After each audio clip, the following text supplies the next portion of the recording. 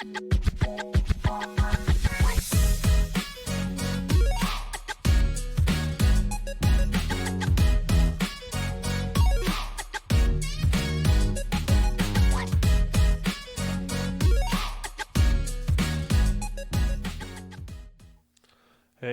welcome back. Ball Knowledge Unscripted. I'm Jason. This is my main man, Kareem. We are going to hit you with some knowledge today. Monday after the weekend, going to recap some college games and pro games and everything sports. Absolutely. So welcome. Be sure to like and subscribe if you like what you're hearing. So my man, what's happening? What's good? Man. Good weekend in sports, man. Actually, a great weekend in sports, man. Depends on where you're from. Yeah, there you go. Starting to separate the pack a little bit. That's for sure. So big news, obviously. We're not breaking this news. This news has been broken. We have not discussed it, but James Franklin has been shown the door at Penn State. I've seen buyout numbers everywhere from 49 to 56 million. They are paying him that amount of money to go away. Yeah. But that is what 4-21 against top 10 teams. That's what it gets you. I think he definitely left it in a better position than when he got it. When he took over the program, they were struggling. They had sanctions and recruiting limits and or scholarship limits and all kinds of stuff going on. Yeah. So he did a good job. He left it better than he found it. And then that's really all you can do. Yeah. I mean, it looks like from what I've read, I think Terry Smith is the interim coach that's going to take over. Who do you have? I think I've probably read 20 or 30 articles. Who have you seen that is a potential replacement? A guy that we've talked about on this show, man, Campbell from Iowa State, which is crazy to me because he just got smacked by a 2-4 Colorado team this week. So I don't understand that name, but I think we talked about this last week, man. Is you fire him, who's going to come in? I've heard Sig name from Indiana. I've heard Buddy down there, and where's he at? Good gracious, Nebraska. Matt Rule. Matt Rule. Yeah, Matt Rule. Heard his name. That's the name I'm hearing the most, and I don't get it. You wanted to get rid of James Franklin because he couldn't win big games, and you want to replace him with somebody who doesn't win big games. So exactly. I've heard some Curt Cignetti talk. I would be absolutely shocked if Curt Cignetti left Indiana. I mean, he has I don't think he's going anywhere. Yeah. I don't see any rhyme or reason. He doesn't strike me. I think everybody obviously is after a bag, but he doesn't strike me as that is his sole motivation. And I think he has a chip on his shoulder because he didn't get a big time job until he was 60. Yeah. And I think he looks at it like, hey, Indiana gave him a shot. He's going to build something there. I don't think he's leaving there. I'd be shocked. Yeah, and what's crazy, Curt Cignetti's success is why James Franklin is fired. Because Curt Cignetti just took that program that was a doormat of college football. Like, I remember in high school, we used to schedule teams that we knew we were going to beat for homecoming. And that's what Indiana was. They were that schedule that team for homecoming team because we know we're going to win. And get to enjoy your weekend, drinks are flowing, girls are partying. That was homecoming. You didn't want to go out the game from homecoming with an L. Yeah. So you schedule those teams. That's what Indiana was. And Curt has turned that program around in 2 years. And not only has he turned them around, he's put them in the upper echelon of college football this year. Yeah, I don't know how they're not ranked 2 or 1, if I'm being honest. Yeah. I think their wins are better. I mean, they went out to Oregon and delivered. And not only just won, it was convincing. Yeah. I mean, that game against Illinois, I mean, yeah. If you're going to give Ohio State the love for beating a number 1 Texas team, then you have to give Indiana the credit for putting 63 on the number 9 team. Yeah. I mean, and then you go out to Oregon and you lay it to them. That game, I mean, if you take away the pick 6, their offense in the second half was a field goal. Yeah, they had barely 50 yards of total offense in the second half. It was crazy. That game was not as close as the whatever it was 30-20 final. Yeah, No, no, no, not at all. I can't wait as the season goes on because one, I don't see anything else on Indiana's schedule that's going to stop them. I think they are. I don't see them losing. I don't know to who. Yeah, no, they'll only way they'll get stopped is if they stop themselves. Yeah, for sure. They're their only competition heading into the Big Ten title game because there's no one to stop them from getting there. So now there's like, okay, who are they going to play? Yeah. You know, Yeah, I think they're on a crash course to meet. I don't see anybody beating Ohio State, and since they don't play each other, I don't see any other scenario where it's not Indiana and Ohio State for the Big Ten championship. And I think that is going to be Kurt Signetti's. I think he's going to get in the playoff either way, even if they lose that game. Oh yeah. But that's one of those situations where even if Ohio State wins that game and wins the Big Ten, that's why I'm not a big fan of these conference championship games. If both teams are going to make the playoffs, What's the point? What's the point? But then when the game matters, kind of like what Ohio State did with Oregon last year. Ohio State went and beat Oregon. Yeah. Or no, Oregon ended up beating Oregon beat Ohio State during the season. Right, at Oregon. But then in the end they met and it didn't matter. I mean, I think I don't know. I think if that is who makes it to the Big Ten, Indiana, Ohio State, I think that's going to be a whopper of a game, bro. Yeah, that's going to be a good game. That's going to be a good game. And back to the James Franklin point, if you're going to pay me $50 million to go sit on the couch, I'll take it. Yeah, I'll take it. I won't quarrel with you. You know, I'm just going to shake your hand, and I'm not even going to clear out my office. Whatever's in there, you can have it. Yeah. Yeah, I'm going to the house. And the fact of the matter is, James Franklin is a good football coach. Yes, he is. He's a good ball coach. He is. He's a good recruiter. When you look at some of the players that he recruited, that he sent through there, I mean, the guy's a good football coach. He's going to be unemployed as long as he wants to. He will coach again. It wouldn't surprise me. I've been hearing a lot of, Michigan State's unhappy with Jonathan Smith and that they're going to move on from him. And it wouldn't shock me if James Franklin shows up in the Big Ten again. If you're James Franklin, would you go back into the Big Ten? Yeah, for the same reason that I think a lot of SEC coaches stay down there. It's what they know, the territory, that they're familiar with the recruiting territory. Well, that's understandable. Like there was, I think one of the names I saw on the Penn State thing was Lane Kiffin. I can't imagine Lane Kiffin leaving Ole Miss to go to Penn State. No. He's an SEC guy. Why would he do that? No, absolutely not. Yeah, whoever threw that name out there, they'd tell them to shut up because that is horrible. No.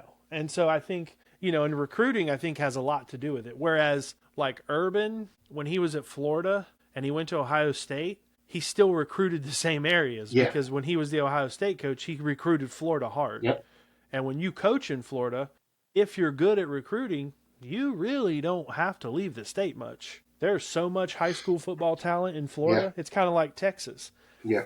You don't really have to go too far outside, maybe dip up into Georgia a little bit. Yeah. Whereas if you're in Penn State, and Penn State's a quality high school football state, and it's right there next to Ohio. Ohio is another, a lot of talent in the state of Ohio. So I don't know. I just think it wouldn't surprise me if he stays in the Big Ten. There's a couple. I think at some point you got to believe that Iowa is going to move on from Kirk Ferentz. Yeah, eventually. Because he's been there forever. 400 years. So I think between Iowa, that Michigan State job is probably going to be open, and then who knows with all the other schools. Hell, who knows? Michigan job might be open before the end of the year, but I hope not. I'm at this point, I am not ready to jump off the Sharon Moore train. There you go. I think it's ludicrous to even say that, to talk like that. But there's fans out there, and just hit on that real quick.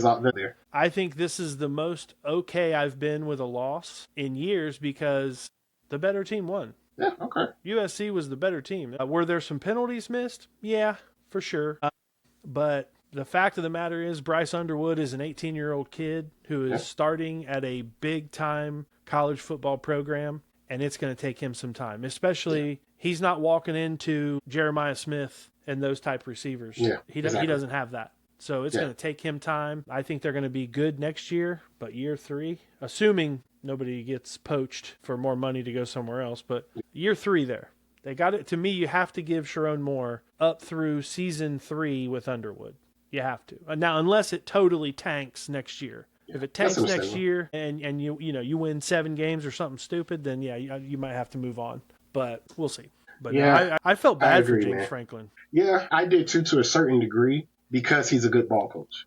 Well, I mean, to get booed out of But the stadium like and that, that's what I was about to say. Yeah, to get booed out like the stadium, never in it. That was a rough loss against Northwestern. that was bad. I mean, like It was bad. Northwestern is like playing the Citadel. No shade to the Citadel, Yeah. but I could probably add 50 fans where the Citadel is at, and 45 of them probably couldn't tell me where it's at. And do you know what's So, crazy about that game? Penn State had 13 first downs in that whole game. They got outgained 4-292 by Northwestern. Northwestern. that just tells me the team has given up on this coach. Yeah. They don't believe in him anymore. Yeah. And then your quarterback's down. Yeah. So, Yeah. And that's the it thing. And I think feels like the that's why season's over. Yeah, I think that's why they cut him loose, to be honest with you. I actually think, in a way, they did him a favor, just because you lose Drew Aller. You've probably lost the locker room, certainly now, because let's face it, the fact of the matter is, youth of today, that some of those kids are already counting that money, thinking, where can I go next year? Yep. Because I'm leaving here. So I think they did him a favor that he didn't have to go through that full season and probably take, I don't know, 4 or 5 more L's. Who knows? Yeah, and it's going to be tough for Penn State as well, because they already have their top recruits for next year. Mm-hmm. Hey, what are they going to do with the coaching staff? Like I think they have the top running back coming in next year, top safety coming in next year. And them guys are like, hey, we're still committed here, but I'm opening my options. Yeah, well, I can tell you right now that running back's going to Notre Dame, where he was headed anyway in the beginning. Yeah. He's headed to Notre Dame. But you know what's this is crazy. So it is, what is the date today? I don't even know. It's Monday, 13th. October 13th. So the football season is 6 weeks old, Mm-hmm. give or take. We are not even 1 year removed, because Penn State's 1 win away from playing for a national title last year. If they beat Notre Dame, they play the Buckeyes in the national title. That was not even 1 year ago. 16 days ago, they were a number 2 ranked team with a lead in overtime against a top 5 team. It's got to be one of the quickest downward spirals. You are talking 2 weeks and some change. You went from the penthouse to the shithouse. Absolutely. And that is remarkable. Absolutely. But then you think about what happened in those 16 days. You see what I'm saying? You lose that game to top 5 game. The game before UCLA. Oregon. Lose the game to Oregon. I don't know why I kept wanting to say Ohio State. Lose the game to Oregon in overtime. Then you go out to LA and get smacked by a winless UCLA. Yeah. Okay. Then you come home and get smacked by Northwestern. Of all teams. Yeah. That's a horrible 15-day window, 16-day window. So when you look at it, to come in preseason, ranked 2, I think 2 or 3 coming in preseason? Yeah. And now you're nowhere to be found in the top 25 and you just fired your coach. That is crazy. Yeah, that is crazy. 6 weeks. This all happened in 6 weeks. I mean, really, it happened in 16 days. I mean, everything was, they were humming along, there for a minute. And then all of a sudden, and that's what's wild about sports, right? I mean, what happens if they win that Oregon game? That Oregon game, yeah. Well, the monkey's off of James Franklin back. Yeah. And then, even if he loses, because, I mean, you could argue that, okay, maybe if they win that Oregon game, maybe he doesn't lose these 2 games. I certainly don't think he would have lost the Northwestern game. No, yeah, because you can make an argument for, they let down to their competition after that Oregon game. You can argue that. But that Northwestern game is unforgivable. That one, yeah. That is unforgivable. And speaking for going from the penthouse to the outhouse, Florida State. Yeah. Man, they were riding high after the Alabama win. And now look at them. And you know what, though? I think that is – I just think that's college football going forward. Yeah. Because I think this is what ultimately, like we talked, I think, last week about, the days of the 14, 15-0, those are probably gone. If you do, then wow, you really did something because, I mean, but you can't, and it's like it's becoming a climate where, and it's hard. It's like it's a double-edged sword, because it's like you're like, man, you're gonna can a guy who has basically turned your program around, because it's sports, man. It's what have you done for me lately? I don't care what you did for me last year. I don't care what you did for me in year 5. What have you done right now? And if you can't do it right now, then we're gonna cut ties. I mean, the fact that they are giving him $50 million to go away. $50 million. That's the second most all time after Jimbo. Yeah.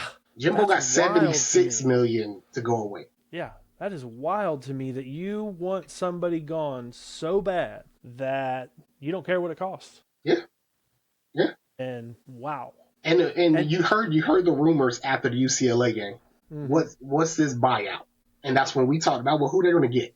But then you lose this Northwestern game, but we're going to come up with the money. Yeah. We going to find the money. If we got to take out a small business loan, we're going to come up with the money, and we're going to get you up out of here, buddy. Yeah, they took out a small booster/alumni loan. There you go. Because and that's the thing too now, because people are pouring so much money into NIL, right? Like let's say if I'm an alumni of Penn State, and I'm a tech guy, right? I'm worth $200 million, and I give you $10 million to put towards NIL. Just like any investment I make in anything else in life, I want a return on that. There you go. I didn't give you $10 million because I love y'all and I hope it goes well. I gave you $10 million because I'm a fan. I'm a rabid fan. There you go. And I want something back for my money. And when what you give me back is an Elvin to UCLA and then an unacceptable Elvin from Northwestern, absolutely. I'm pissed. Yeah, and the phones will ring, and I'm calling the president, whoever, and saying, "Hey, I ain't giving y'all any more money. If this is what you're going to put on the field, I'm done." Well, they can't. These universities, they can't lose their money. No. So I think the days of, in a way, like the days of loyalty, that's gone. Yeah, that's gone. It's too much money involved. But the thing that I've noticed with college football then compared to now when it comes to loyalty, the guys were winning. You know, they at least had one national championship. You know, like Saban earned the right to walk away whenever he wanted to. Right, for sure. You know, I mean, Dabo in Clemson, he's earned the right to walk away whenever he wants to. He gave out 2 chips. You would think, but I don't think he has. You would think because he's not in.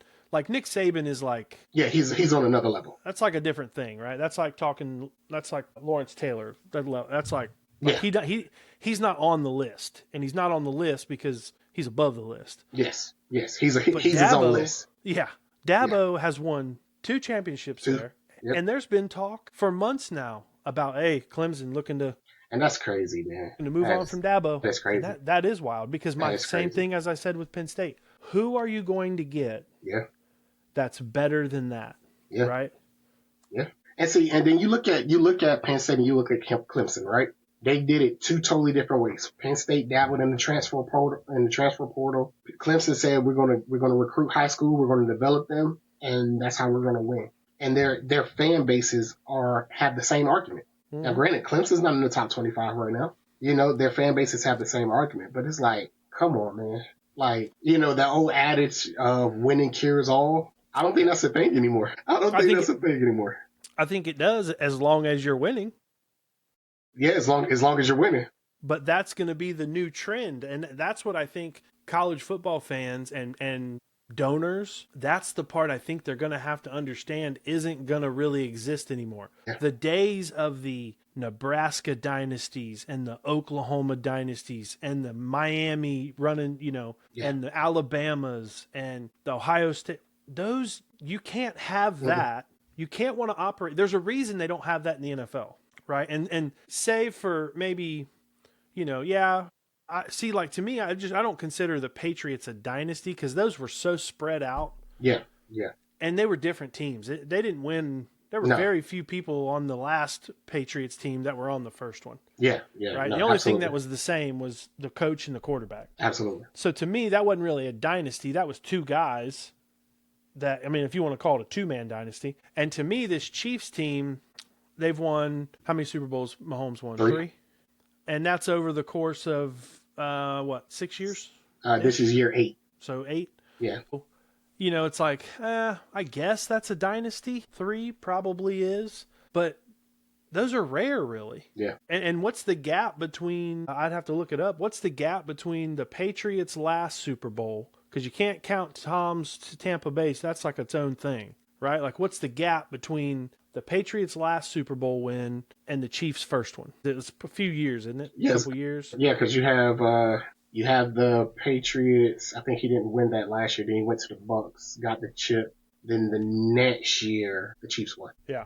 So I just think I think college football fans are going to have to accept the fact that college football is probably, the more money gets involved, the more it's going to look like the NFL. Yeah. Yeah. And there's a reason that in the NFL, it's not, I won't say it's impossible, but it's hard to get back to the Super Bowl 2 years in a row. Yeah.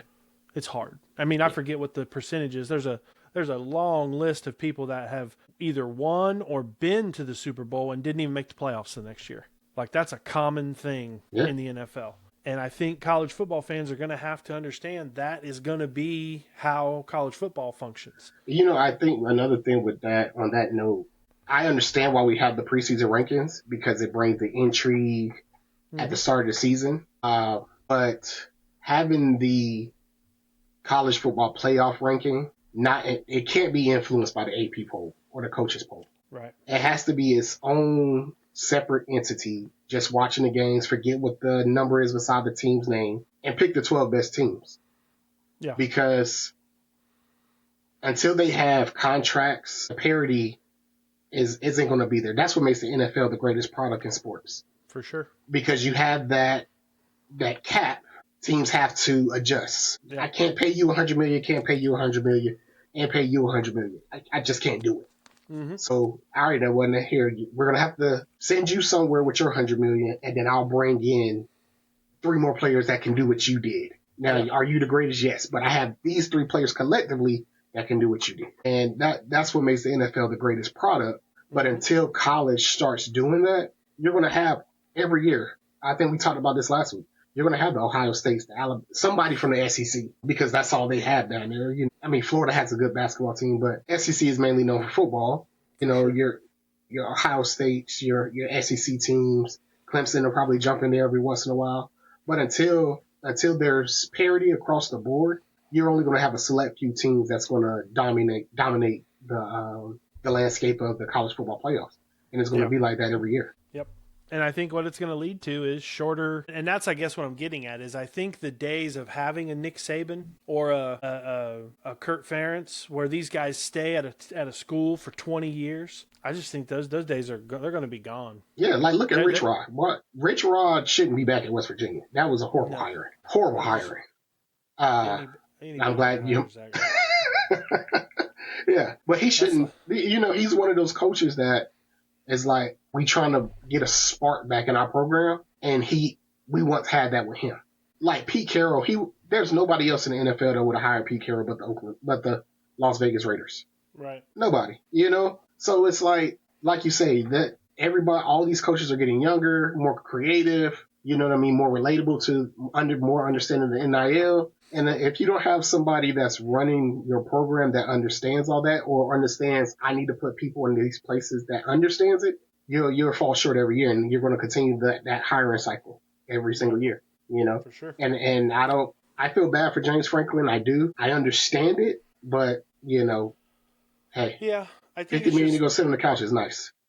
I always feel like, that certainly eases the fall. I don't know. To me, there's always a human element in it. Like, I saw that video, and he's like walking out, and I think that girl is his daughter. Yeah, the one walking beside him. Well, and then he had, I don't know if the other one was his wife, but he stopped and had them walk on up so they weren't by him. Yeah. And all I can think of is, that's probably in case somebody throws some shit at him. That's exactly what that was. Yeah, absolutely. And I just thought, like, that's what we've come to. Like, yeah. I don't know, in a way, like, I don't know, maybe I'm being a little hallmarky, but I just feel like the guy's a human being, and and nobody wants to go out. No coach wants to go out there and lose. Like, I hear fans say all the time, and like I say it myself, like, oh man, it bothers me so much when they lose. I guarantee you, nobody is more bothered than the head coach of a football team, because absolutely. he has to take anything that went bad, it's his problem. Yep. And he can't physically go out and do anything. So Nope. he can set up the game plan, but he doesn't throw passes, he doesn't catch passes, he doesn't run. And people, unless you really know ball, the amount of time that these guys spend working on their craft is off the chart. These people that are like, oh man, I worked 50 hours this week. Bro, these guys are working 80, 90 hours a week. They are sleeping, and breathing football. And that's just in the office. Yeah. And that's not what they take home. So it's like, I just always feel like, I hate for anybody to get fired. I don't care if it's a football coach or a door greeter at Walmart, but sometimes it's necessary. It just is. I get it. But I just can't help but, and then I get it, and I'm sure if anybody hears this, they're going to be like, oh, guy got $50 million to go home. Like, yeah, I get it. But where do you go from there? It wasn't like he was hurting for money and he just hit the lottery. He already had money. So to somebody that already has money, $50 million, who cares about that? Yeah. Especially when you're doing something that you love to do. Yeah. James Franklin woke up today, and he got nothing but time now. And when you've been going at it, go, and now all of a sudden, that's got to be a horrible feeling. It reminds me of Joe Paterno when Penn State got rid of him. Mm-hmm. And like shortly after, dude was in the grave, man. I know guys that was in the Army with me, that did 20, 30 years. That's all they knew. They retire or force retire. Now it's, all right, well, yeah, what do I do? They went on home. So, that sucks, and like you say, well, 50 million, okay, yeah, that lightens the load, but it's still, what I mean? So what is he going to do now? Sit on this couch and just critique what's going on the TV, Here's the other thing it does. He's obviously way too young to retire. He's going to continue to coach. But guess what that means? Uprooting his family, moving to who knows where. And I know people are going to be like, man, they know that when they sign up for it. I don't want to hear that. I get all that. I'm just saying, I hope we don't become a society where we take the human element out of it. Yeah. You can still agree that him getting fired was the right thing and still feel bad for him. Exactly. You know what I'm saying? Absolutely. Absolutely. Because I get it. Yeah, I get it. It was definitely. I don't think that the timing was right. I would have did it at the end of the season because the season is lost. Yeah. You know what I mean? But like you say, he probably lost the locker room already. Starting quarterback's done for the year. There's really no true upside to the season. Now, granted, interim coach comes in most of the time. He rallies behind the interim coach. Rally off 1, 2 wins, 3 wins. Okay, then what? You go to a bowl game against Sam Houston State, beat them, and then you dunk the interim coach with Gatorade, and then he don't get the job next year. It's a revolving door, it's a cycle. Granted, what have you done for me lately? But like you say, at the end of the day, it's a dude that loves ball. Mm-hmm. Bill Belichick is the greatest coach of all time, and he never played a college or NFL snap in his life. Yeah. But he'll die on the sword for it. And, James Franklin will 100% resurface somewhere, but we'll see. Yeah. But I do have 3 takeaways. 3 takeaways, okay. As we wrap up the college football conversation, I have 3 takeaways. Let's hear 'em. 1, Indiana is legit. If you didn't pick that up from me earlier, I think they are absolutely legit. What they were able to do to a very good Oregon team, that Indiana defense had 6 sacks and 8 tackles for a loss. They held Dante Moore to less than 200 yards passing, and he had 2 picks. And he didn't rush for much. I didn't even write it down because it was insignificant. So that's number 1 takeaway is Indiana, they are going to be a force to be reckoned with. Number 2, Oklahoma with a subpar, healthy John Mateer is not very good. Not good enough. I think if John Mateer was healthy, I'm actually a little surprised he played in that game because he had surgery like 12 days or something before that. Yeah, you and me both. So I'm a little surprised he even played, but they're not the same, clearly. That being said, hats off to Texas. I thought that was maybe the best Arch has looked against real competition all year. And number 3 takeaway is I know they are UCLA. They're still UCLA. Huh? But promoting Jerry Neuheisel to offensive coordinator has absolutely given that offense a spark. Yeah, they absolutely. Look better. They have rattled off 2 quality wins. Well, I guess I don't know if beating Michigan State's considered a quality win, but they did to Michigan State what they were supposed to. Yeah. So, but those are my takeaways from what was personally a horrible college football weekend. Well, I say what your Indiana take. We mentioned that. We said if Indiana can go into the building, into Oregon, and put a good show, they're legit. Yeah, yeah, for sure. They're legit. And not only did they put on a good show, they dominated that game. They dominated that game in every facet that you could dominate a game in. They did that. Yeah, I mean, Mendoza made one mistake. Yeah, one mistake. And what's crazy, the pick six. Yeah, he threw the pick six and it came right back. Mm-hmm. Came right back, throwing dots. Yeah, because that Oregon offense led them right down the field. They had no answers for what that Indiana defense was doing. No. And to come up with 50 yards, not even 50, I think it was like 47. Less than 50 yards and a half is crazy. Mm-hmm. Crazy, and you're the number 3 team ranked in the nation, you know? And you can't, there's no excuses for that game. Because you're at home. No. You didn't have to travel. You know, you slept in your bed the night before. You know, your routine was a normal routine. Yeah. And think of you were in your time zone. They had an 18-game home winning streak on the line. 23 game regular season. Yeah. I mean, they had beat some quality teams. Yeah. You know, coming up in there, you know? So yeah.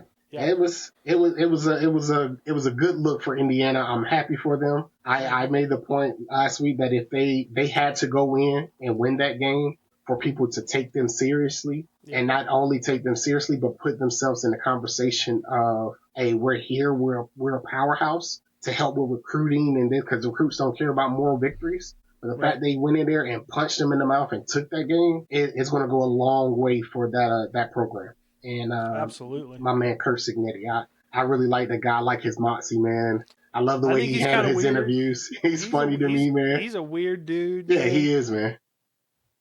But hey, I mean, I'm being a Michigan fan. I mean, we had Harbaugh. A lot of people thought he was weird, and he was weird. But Signetti is like, I don't know. I can't put my finger on it, man. He just like he's an odd bird. But yeah, he's not. But he doesn't seem like he's not shocked by any of this. No. This is almost like this.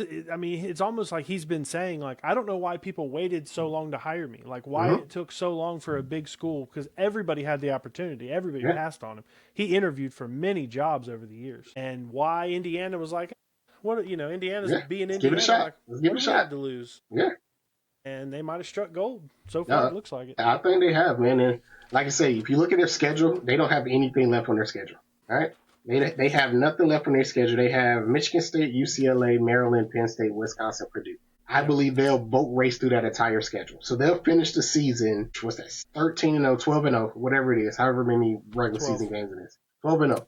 And step into the Big Ten championship game, likely against Ohio State, because even if they continue their streak against losses against Michigan, they'll still only have one loss in the Big Ten. And they'll go in there against that game. And I believe Indiana can take them. I believe Indiana can handle Ohio State on a neutral ground.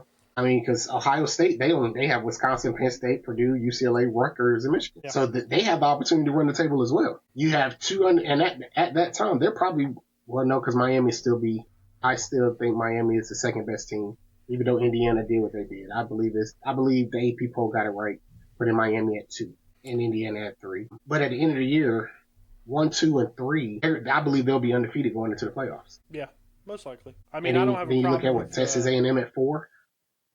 Miami being up there. I don't. I'm sure this is probably biased, but I don't know how what Indiana has done isn't better than what Ohio State has done. No. I don't. Absolutely. Like I don't know how right now. I don't know how Indiana's not the number 1 team in the country. Yeah. Absolutely, and that's what I say. With them 3 teams, I believe they're interchangeable. You could put either one of them at number 1, 2, or 3, and I wouldn't be mad at the conversation because of what they've done. All 3 of them have beat multiple top 25 teams, and then the lower guys, they're dominating like they should. So you could interchange either one of them. I mean, Ohio State got 50 first place votes, Miami got 13, Indiana got 3.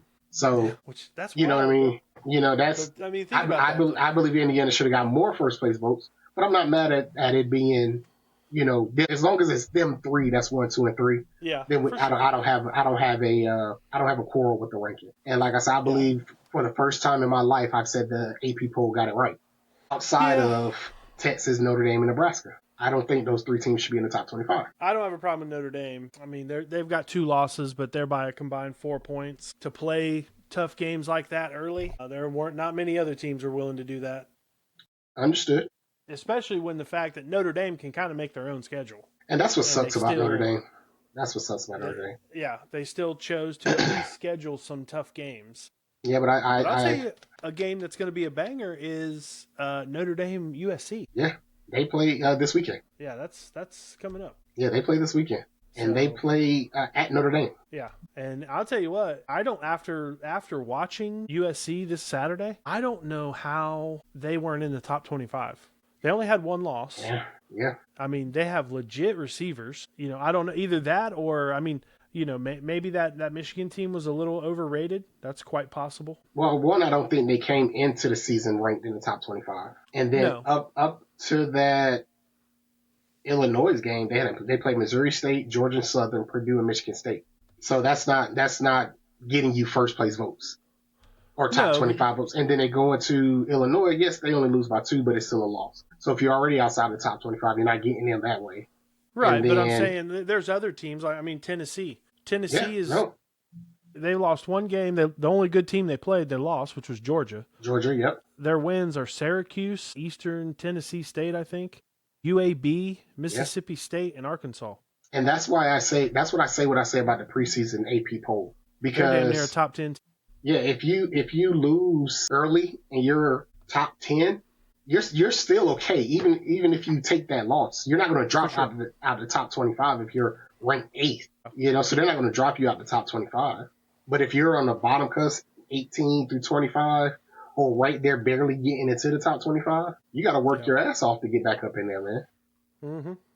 And it sucks. That's why I say ranking shouldn't come out to week 4. And when the college football playoff come out, AP should have no bearing on the college football playoff ranking. And then the AP should go away. When the college football playoff ranking come out, there should be no more AP ranking. I totally agree. I wish the AP would go away totally. Or change who does it. Change who the people are that are voting. Yeah, no, I agree. I mean, it's been well documented. There's been people that sometimes aren't even the ones that are filling out their own ballot. Yeah. They're having other people do it. Yeah. So, I don't know. Yeah. Because there were 50, 63, 66 people sent in their rankings. And if you go on, trying to think of the site, you can go on and see the names of those people and the team they cover, and then look at where they voted. Yeah. Like that whole spreadsheet is out there, and you can see where they put everybody. Yeah. And that's why Paul Farnbaum should not be able to do a ranking. Yeah, some of those orders. Everything would be SEC heavy. Yeah. It's bad. But guys, if you like this content, don't forget to like, comment, and subscribe. We do this twice a week, every week.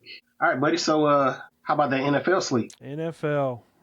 Well, I can update you on our picks going into this Monday night, which I believe we have the same. Yeah, we have the same picks for the tonight games. But the 2 games that we picked differently. Okay. You won both of those. I took Tennessee. You took the Raiders. I took the Lions. You took the Kansas City NFL officials. I mean, the Kansas City Chiefs. Yeah. Yeah. So, you ended up. Yeah, I think at 10-3. I think I also won that Carolina game, because if I remember correctly, I said the fan in me is picking Carolina, but the guy who knows ball is picking Dallas, and I think the fan should have trumped the guy that knows ball. I think that sounds like some Kansas City witchcraft there, bro. Oh, okay. All right. I'll take my 10-3 record and I'll hold serve. I would be, if I would have given any thought to it, I know better than to pick against Kansas City when they're down. Yeah. And that's why NFL, that's why the NFL is they're alive and well. They gotta have their shining star, man. They gotta have their shining star. I have a interesting. Actually, we're going to make this trivia. Okay. We're going to make this the trivia. Do you want me to hold that till the end, or you want it now? However you want to give it. This is burning a hole in my pocket, so you're going to get it now. All right, let's do it. So you might get this one. Do you know how many penalties the Chiefs had in the game last night? No, I don't. Okay.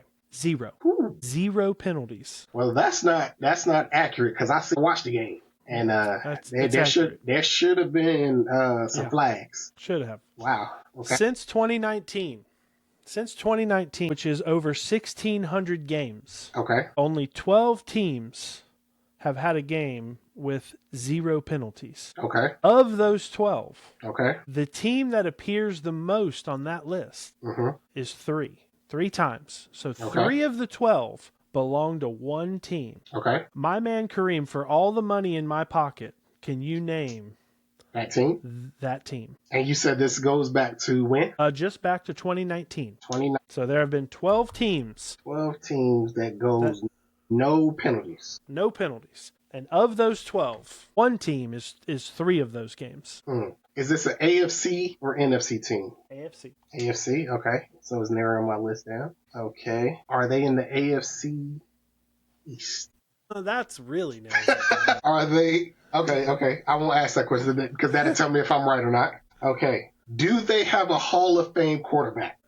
Brady's not in the Hall of Fame right now, so I like how you kind of did that to me.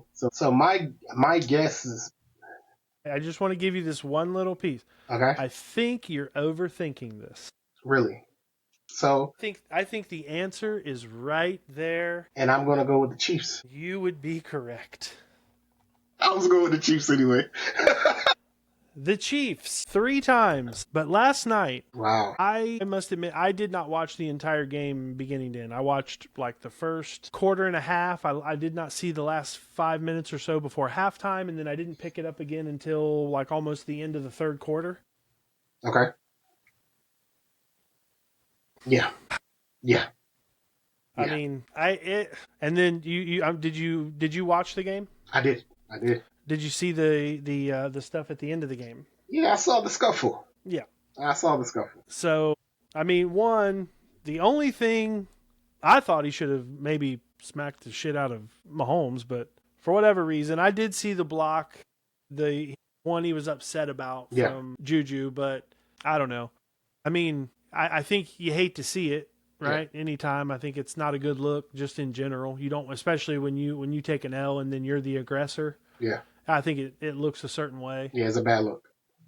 That being said, I can only imagine being on the team playing the Chiefs, not understanding why you can't get away with anything and they seem to get away with everything. I'm not saying that's what happened. I'm saying this is my guess as to how Brian Branch was feeling. I don't know how he was feeling. I saw his post-game, his interview at the end where he said, like the shit that was going on in between the whistles and in between the times and whatever. I don't know. I mean, I just find it, and part of it is like the officiating is so bad just across the board, it seems. Yeah. At all levels. Yes. And that's unfortunate. I think we have caused that as fans. I think we're responsible for that because we're so critical of the officials and who in their right mind. Everybody's like, oh, there's not a shortage of officials at the NFL or the Division I football level, but Division II, III, on down, high school. Well, where do you think those guys start at? They start at those lower levels, and those levels are hurting bad. There are high schools that have had to almost cancel games, and I think some have canceled games because they can't get enough officials. That's crazy. That's crazy. I don't necessarily know what the answer is. I think it's crazy. I kind of had stepped away with the whole touchdown in the beginning that I guess was taken away. Yeah, that's not a reviewable play. Yeah. I didn't catch that whole thing, so I'm not 100% sure what that was about. But I guess I'll put it like this. It's not good for the NFL if Kansas City is 2-4 right now. Yeah. And then the thing is not only what you just said about the refs, not only the fans, but sports betting. Yeah. People put so much money into sports betting, and when we lose, and I say we because I've done it, sports betting that is, not blame the officials, except when my Eagles lost the Super Bowl. That doesn't count. No, that doesn't count because that was egregious.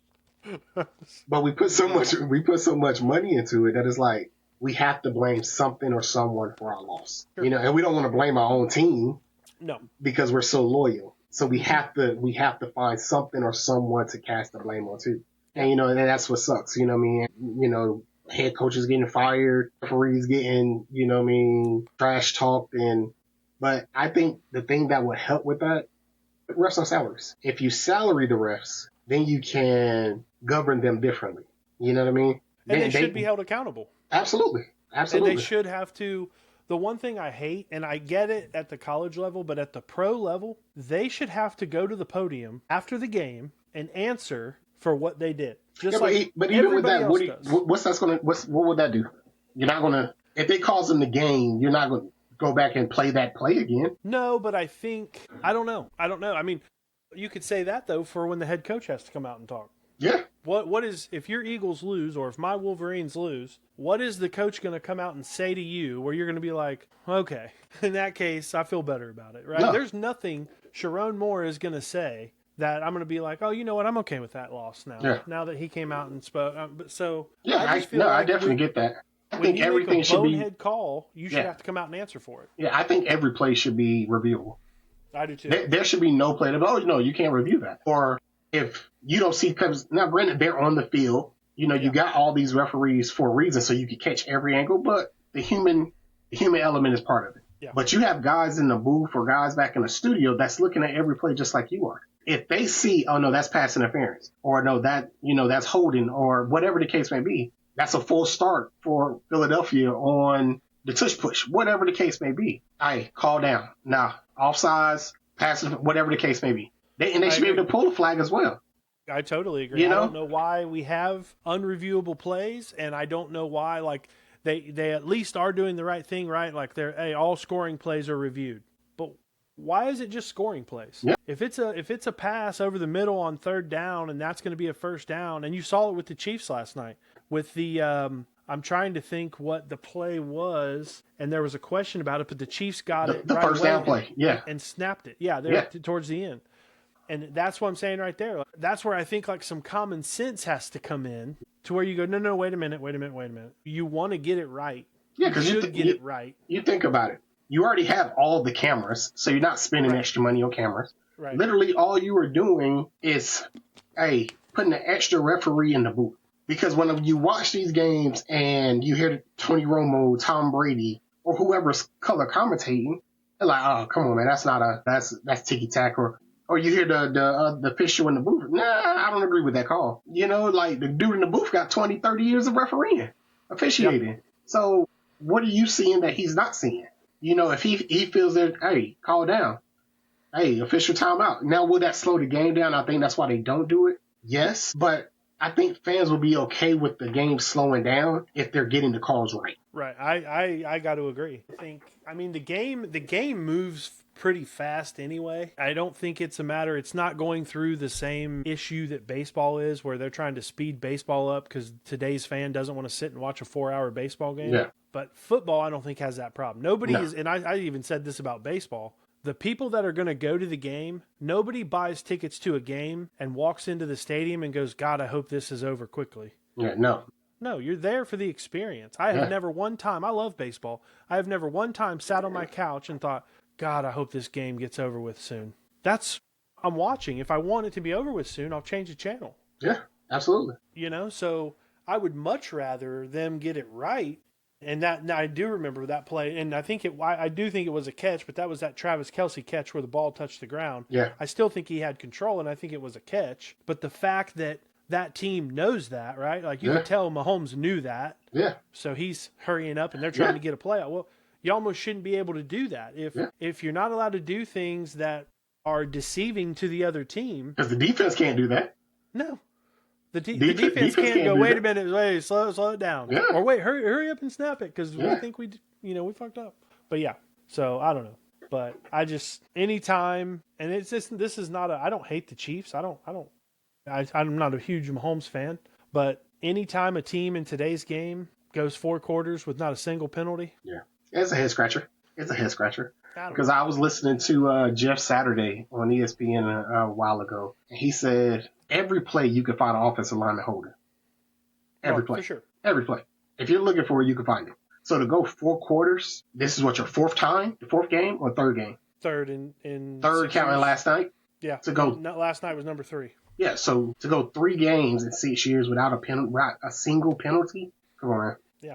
Come on, man. And Come on, that's man. The script is written. That's why I picked the Chiefs, because I knew what the script writer was going to do. and it's and again, I'm not a big conspiracy guy when it comes to sports. I like to think that at least on the league side, Mm-hmm.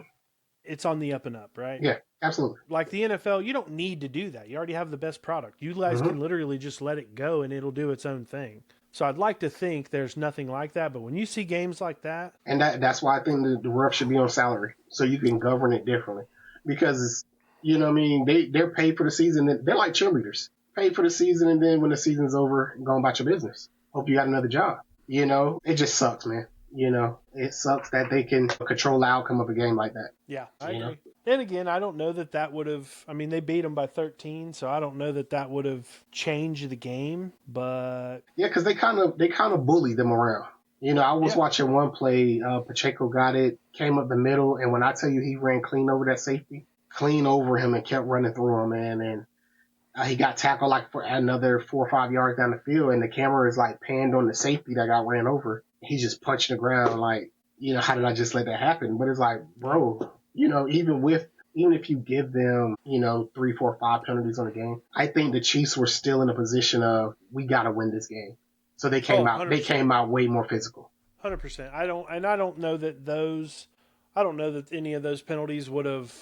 Well, it's hard to say. I mean, because you get the right penalty on a third down, Yeah, that kill your continues the momentum. drive, and you score. It's huge. Otherwise, without that penalty, you would have punted there. So it's Yeah, hard to say. But I mean, I definitely think, and I don't want it to sound like I'm banging on the Chiefs. Patrick Mahomes has proven he is great at his craft. absolutely. This is not that. This is not. I think Travis Kelce's better days are behind him. Yep, I agree. I think Kansas City has a bunch of young, good receivers, but I don't know. It's the whole thing kind of stinks, No, I completely. But other than that, other than the Chiefs game, I had a couple others that I was really. Let's go with one of the ones that we picked differently. Okay. Oh no, we didn't. We did pick the same, but we picked it wrong. Was the Seattle Jacksonville game? Yeah, yeah. That game was a shocker. Is Smith and Jigba the best receiver in the National Football League? No, Okay. but he has the potential to be. Because his stats say Yeah. otherwise. Yes, he is putting up numbers this year. Him and Andy Dalton are working very well together. Yeah. I got to be honest, I don't watch a lot of Seattle games, mainly because we don't get most of them unless I get on to the thing. But one, I think Jacksonville is still very good. I think they're still going to be in the conversation. But whatever they're feeding Sam Darnold, because that's the thing. Like you look up Sam Darnold goes 16 of 27 for 295 and 2 tutties. Right? That's a good game. He's not a world beater or anything, but that's good. They barely ran the ball. Kenneth Walker, 10 carries, 34 yards. Zach Charbonnet, 12 carries, 24 yards. Everything looks like a normal game until you look at Jackson Smith and Jigba. 8 catches, 162, and a touch. Yeah, that brings it up to 696 yards on the season. Yeah. So he's averaging over 100 yards a game. Yeah. And he's damn near actually done that. Like, game 1, 8 catches, 103 yards. Game 2, 5 catches, 96 yards and a touch. 4 catches, 79 yards. 8 catches, 132 and a touch. And then yesterday, 8 catches, 162 and a touch. Yeah. He's leading the NFL in receiving yards right now. Yeah. Like, holy cow, man. I'm like, not to mention, he's on my wife's fantasy team. Is it my wife's fantasy team or my daughter's? I don't know. One of them, but Either way, they're getting numbers. Yeah, but Yeah. I just was like, He's leading the league in receiving, and Sam Darnold's third in passing, behind Matthew Stafford and Dak Prescott. Yeah, But yeah, so I was a little, and I wish I could have seen that game because it looks like it was a good one. I mean, 20-12. Yep. That Seattle defense played very well. Now Jacksonville helped them out. Did they? But Seattle defense, they played a complete game. Seattle played a complete game. Yeah. Seattle played a complete game, and it was really, really cool to see Sam Darnold thriving. Because he thrived last year in Minnesota, but the lasting image that you have of him was what he did in the playoffs, where he was straight trash. So for him to come out and he's balling the way he's balling this year, now it's like, okay, we see what you can do during the season. Let's see if you can do it in the playoffs. So it's a good look. They're a really good 1-2 punch. Yeah. I think, I really wanted to. I really wanted to watch that game just because I bet it was a good. It kind of was. It seems like it was a bit of an old school defensive game. Not a ton of yards, but we'll see. I think I still like Jacksonville. I still think Jacksonville is decent. Yeah, absolutely. But with that win, like, dude, that NFC West all of a sudden, like, you got 3 teams sitting there at 4-2. Like, who's the boss there? Because I mean, our boy Baker went in and that was one of my games that I really enjoyed watching yesterday, because Baker, man, when I tell you, I've said this on every episode and said it to anybody who will listen. Baker Mayfield is my MVP frontrunner. Yeah, right now. 100%. The dude right now, he's 4th in the league in passing. He's only 2 yards behind Sam Darnold for 3rd place. Right? He has an 81% QBR. He's completing 74% of his passes. And he only has 1 interception. I mean, he is balling. And that 3rd down run, when he just said, "Come get some," pulled the Eli to get out the sack. It feels like he has one of those a game, doesn't it? Like every week he has one of those runs where he's just like in your face, dragging a guy. Yeah. And it's wild because when you like stat wise, other like McCaffrey didn't do much. He did have a touchdown, but 17 for 54. He did have 7 catches for 57. So that's an average game for McCaffrey. Yeah. But Mac Jones, 27 to 39 throws for 347. Balling. Unfortunately, he had 2 completions to the other team. There you go. That's what I was going to say. He had 2 passes to the team in the opposite jersey, and that's not going to get it done. No, and he took some sacks. He got sacked 6 times. 6 times, yep. That's a problem. He got sacked 6 times. Speaking of someone that got sacked 6 times, Dylan Gabriel. 52 passes. Yeah, and he only threw for 221 yards. Yeah, I'm hoping they at least iced his arm down. Yeah. I was looking at that. Man, he had a 33% QBR. He completed 55% of his passes. His average per completion was 4 yards. 4 yards. 14 of 15, 4 of 15 over 10 yards. And his average air coverage per attempt was 6 yards. Yeah, it was not good. Aaron Rodgers that was an easy game for him. He just little simple, little 21 of 30, 235, couple tutties. Yeah. No big deal. That game was never really in question. Yeah. I know we talked about Dylan having a 4 or 5 game window where he could show what he has. But when the safety from the other team goes, he looked flustered back there. He was tap dancing. That's not a good look, buddy. No, and again, I wish, maybe I don't know enough. Maybe I don't know enough ball. Mm-hmm. Because I can't understand why, I am not a big Shador fan. I don't dislike the guy, don't know the guy. I was not a huge fan of his just in general. But how can you not give him at least a chance? Like, why didn't he get to play the 4th quarter of this game? Well, and Kevin, that's something that was asked, and Kevin Stefanski said he never questioned pulling Dylan. And I mean, in that game, I mean, you had an opportunity. You were down 14 in the 4th quarter. You go down, score, down 7. I wouldn't want to see Shador in that because I don't like cleaning up another man's crap. So I wouldn't want to get in there under that circumstance. But ultimately, though, that's how he's going to get in the game. He's going to come in a blowout, and his first game, he's going to have to come in where the game plan wasn't built for him.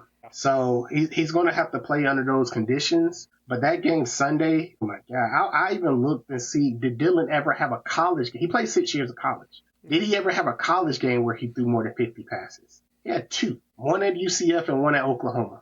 That's it. He had both of them. One was 54, one was 55. I'm like, good gracious. But even in those games, he threw for over 300 yards. One was for over 400, the other one was over 300, almost 400. This one, he was 221. I wonder what that stat is. How many guys have thrown over 50 passes and didn't even get to 250 yards when you completed 29 of them? Yeah. It'd be different if he was like he had a 17 of 52. 56% completion rate. Yeah. But You had his 29 average passes. throw was 4 yards. Like they had That a being clip. said, They had a clip of him. Like every pass he completed, he had a nice window where he could see through. But they had one clip of him, man, and he was the offensive lineman. He couldn't see nothing. He was just buried behind him because the pocket collapsed. Yeah, he was just blinding. Yeah, exactly. wow. It was ugly to watch, man. And I'm not one of those, hey, throw Shador in it. No, because I want Shador to have the same opportunity that Dylan has. Dylan has got the chance to get a week preparation, get a game plan built for him. But and I would like for that, but that's not going to happen. That's not going to happen. So you got to take what you can get. That's it. You know. So if that means you coming in, hey Dylan, you getting pulled at halftime, Shador, let's see what you can do, and you can ride the season out. We'll build a game plan for you next week, what you're good at, and we'll just go from there. But you can look at the guys on the sideline, man, Myles Garrett, Njoku. I mean, some of the passes that Dylan threw across the middle to Njoku and Judy.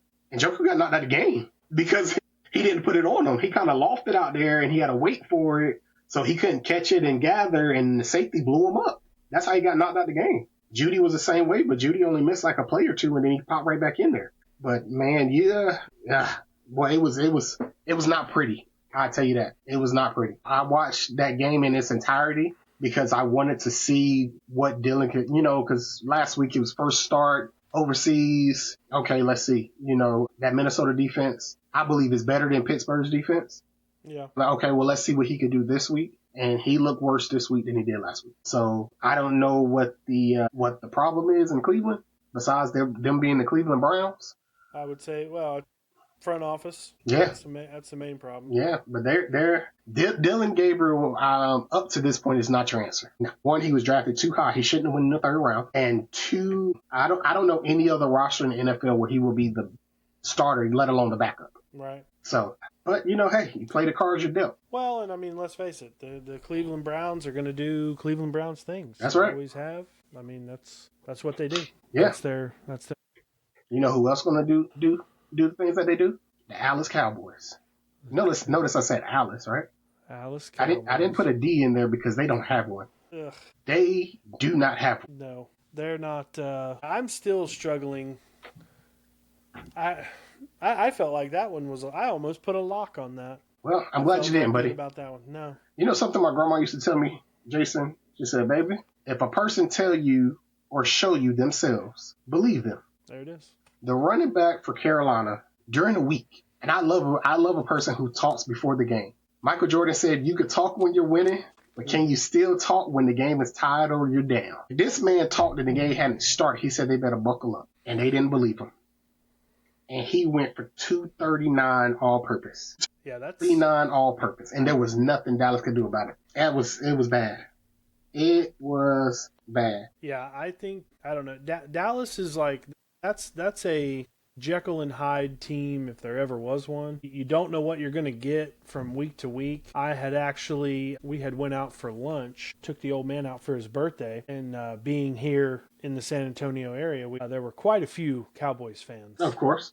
Out, and man, we were there until like just before halftime, and man, they were losing their mind. Like they were, because at first it'd been a little while since I've been out on a Sunday and out at the same time that the Cowboys were playing. Okay. So I hadn't really been around that in a while, and it was like, because they were kind of trading blows there for a minute, right? Like I think they went field goal. Then Dallas scores a touchdown. Then Carolina scores a touchdown. Then Dallas scores a touchdown. And I think, was that the halftime score, 17-10, or did Carolina get a field goal or something? I think it was 17. I think it was 13-10 halftime. Let me check.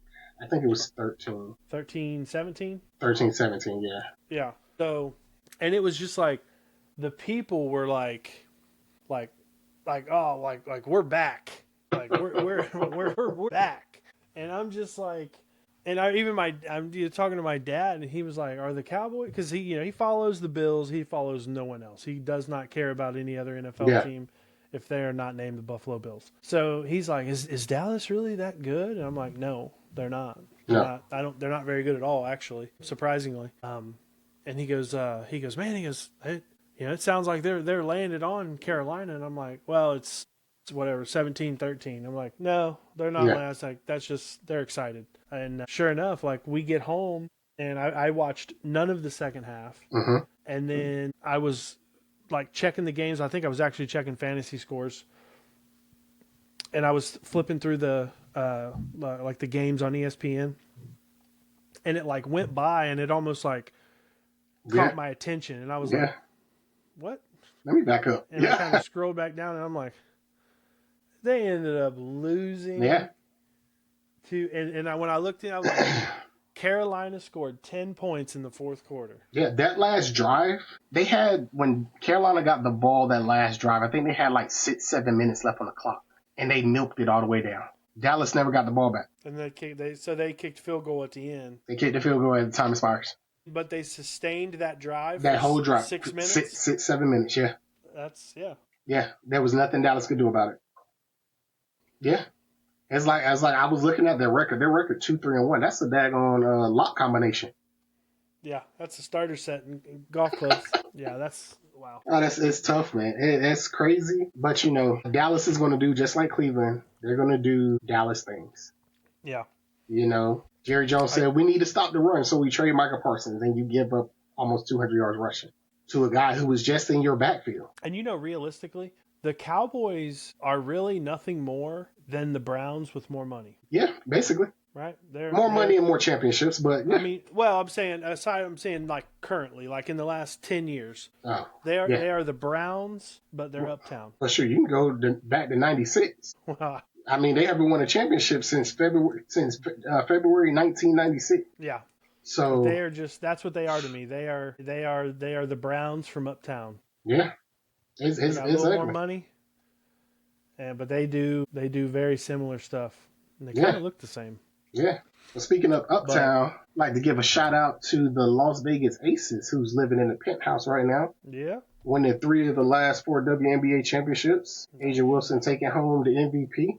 That'll probably be that's a dynasty. Yeah, they're only the second team in league history to do it outside of the Houston Comets when they first started the league. So that's a big time achievement. After last night, I was sitting there thinking, I was like, is Asia Wilson on my Mount Rushmore of WNBA players? So I had to sit and I had to think about that, and I think she might be. That would be a tough one for me. I do not have a Mount Rushmore for the WNBA. Yeah, what? I do. Mine would be, I guess I would name the only 2 people that I know. Caitlin Clark. No, those people are too new. Yeah. Rebecca Lobo and Lisa Leslie are the 2 I remember from. No, absolutely. And I started to put Lisa on my Mount Rushmore, but I about Taurasi. I replaced her with Candace Parker, so I have Maya Moore. That's my GOAT. Yeah. Diana Taurasi, Asia Wilson, and Candace Parker. That's my 4. That being said, I never watched any of them in the WNBA, but I remember those UConn women's teams. Yep. And Gino, that's a dynasty. That is a dynasty. I talk about somebody. I don't know if you can find another coach that dominated their sport more than he has dominated women's college basketball. No, absolutely. I mean, I completely agree with that. It's something. Yeah, I completely agree with that. Even when he didn't win it, he was right there. Yeah. So. Well, good for them. Congratulations. Agree. Yeah, man. That's good. I do have one last NFL game. All right, what we got? And this one has a caveat to it. And the reason I want to ask you about it is because with all of the college coaching vacancies coming up, the Ravens fall to 1-5. I realize that they haven't had Lamar Jackson. They are clearly a different team when he's not there. Absolutely. I mean, Derrick Henry didn't really miss a beat, 24 carries for 122 yards. Yeah. But they are clearly a different team. Cooper Rush and Tyler Huntley are not. They're not Lamar Jackson. No, together they're not Lamar Jackson. But do you think, I haven't seen this necessarily anywhere. I think I heard a blurb about it somewhere, but is it time for a coaching change in Baltimore? No, I don't. I think that'll be premature. The reason I say that, I mean, when's the last time Baltimore had a losing record? It's been a while. It's yeah. It's been a while, and they even with what they have going on right now, they still have a chance to finish the season with a winning record. Right? For sure. Right now they're 1-5. But listen to the rest of their schedule: the Bears, the Dolphins, the Vikings, the Browns, the Jets, the Bengals, the Steelers, the Bengals, Pats, Packers, Steelers. They can go on a run because they say Lamar should be back the Dolphins game. So if Okay. they can somehow find a way to beat the Bears, they'll beat the Dolphins. They might have a test with the Vikings. They'll beat the Browns, Jets. They'll beat the Bengals both times. And now you're in the hunt for first place in your division. Because Yeah. we've known you can look at Pittsburgh these last 2-3 years. They haven't had a chance. They're not good at closing the season. Yeah. And So I if Pittsburgh agree. struggles down the pipeline and Baltimore kicking into gear, they can finish the season and win their division. Yeah. No, I don't disagree with that. I think because of the division they're in, they're still going to be in it. Mm-hmm. Especially if Lamar. I don't even know what was the like how what was he supposed to be out? A few weeks. Yeah, it was only a few weeks. They're saying he'll be back week 8. Okay. He could come back this week, but Harbaugh wants to give him another week of rest. Okay. But I mean, 12-5 will get you in the playoffs. Yeah, and I mean, and to answer your question, they've had Harbaugh has been there since 2000. They have had exactly one losing season. Well, I guess technically, no, that's wrong. They've had two. 2 losing So seasons in they went, almost 20 years. yeah, they went 5-11 in 2015, and they went 8-9 in 2021. Come on. Yeah, So no. But I just wonder. the person who should be the team that should be thinking about a coaching change is the Dolphins. Yeah, that sounds like I did hear too. Is it sounds like Mike has lost that down there. Yeah, the Titans just fired their coach, and I think Miami is going to be shortly behind I'll tell you what, the Titans. I guarantee you, they're having buyer's remorse. them. They messed up and they know it. Yeah, they shouldn't have got rid of Vrabel. No, not at all. I mean, you get rid of Vrabel, now he's up in New England, second place or tied for first place in his division, and you're trying to figure out who's going to be your coach. Yeah, They're 4-2 right now. Buffalo loses tonight, and the Patriots are in first place. Yeah, they blew that one. But kudos to New England for scooping them right on up yeah. Hey, because he's a New England guy, and they needed somebody who understood the culture in New England and to put it back into place. absolutely. So kudos to them. And that kid Will Campbell, when he comes back, he'll be a force. That offensive line will be even better. Yeah, it's gonna be interesting the way it all shapes up the end of the season. Or I mean, we're not even halfway through the NFL season, but just when I look at the divisions and I look at the records right now, I mean, a couple, that will end up being a big win really for Kansas City. That gets them, back within a game. Certainly, obviously, they're in it in their division. They're still probably the favorite to win it. But when I look at the divisions, like, I can't remember this early in the season having most of the league has 2 losses or more. I mean, there's only 1, 2, 3, 4. There's 5 teams with 1 loss. Everybody else has 2 or more losses. That's wild. Yeah. Well, speaking of that, who will be your top 5 teams right now? Definitely Buffalo. In order, Yeah. Do it in order 1-5. Tampa Bay. Okay. Right now would be my number 1. Number 2, after this weekend with what they have, I would have had Detroit at 2, Uh-huh. but I thought, and again, I didn't get to see the whole thing, but I'm going to go back and pull it up and watch the Seattle game again because I think Mike McDonald's got it going on there. Okay. They're going to play defense. That's what he does. We were lucky enough as Michigan fans to have him for a moment. So I probably am going to go Tampa Bay, Buffalo, Seattle, probably. I mean, I guess until they show me otherwise, I guess I probably should put the Colts in there. Yeah. Okay. And then, how many is that? 4? Yeah. And You then said Tampa Bay, Buffalo, Seattle, Colts. Yeah, Detroit. I still think they're better than the Chiefs, as stupid as that probably sounds today. Yeah. But I think they can certainly beat the Chiefs. They have beat the Chiefs before. So I think all things considered, I just wish I'm not have you ever looked at a team and thought, man, if they had a Patrick Mahomes or a Jalen Hurts or Like, man, and I no disrespect to Jared Goff, but man, if Detroit had Had a guy. that guy, Yeah. if Detroit had Justin Herbert, they'd be a completely different team. You know what I'm saying? Like, If Detroit had Trevor Lawrence. yeah, exactly. Yeah, 100%. 100%. Yeah. I like how Trevor Lawrence is changing his image this year. I do too. But we have the same 5 teams. I just have it in a different order. I have Buffalo, Tampa, Colts, Seahawks, I guess. And I would have put my Eagles at 5, but they have to show me that they deserve to be up there. I agree with you. They would have been in my top 5. Yeah, I need to see something from them. They have to show me that they deserve to be in there, and until they do, I can't put them in my top 5. But that's my top 5. I really believe at the end of the day, they have too much talent on that team to not figure it out. Yeah. They will figure it out. I believe that. I think, they got a new coordinator. I think he's has been doing his thing, and now Papa Bear's gonna step in and go, okay. All right. You're the coordinator. Not to get all, Herman Boone on him, but you will run your offense as a part of my team strategy. There you go. Right? There you go. So once Herman Boone brings him back down and goes, okay, you are not utilizing the weapons that we have very well. Yeah. I need you to run the offense like this. Exactly. And I think I would still say right now my money is on a Philadelphia-Detroit NFC Championship game. And I'm right there with you. That was my pick at the beginning of the year, and I'm going to stick with it until, that's not the case anymore. I had Philly, Detroit in the NFC, and I had Buffalo and Baltimore in the AFC. So I'm going to stick with those 4 teams until the math doesn't math anymore and they're not there. But I still believe the Eagles and the Lions are the class of the NFC East. Tampa Bay has poked their head in there and they're like, hey, I agree. Y'all might be the class, but we're leading the race right now. And I think they have the MVP.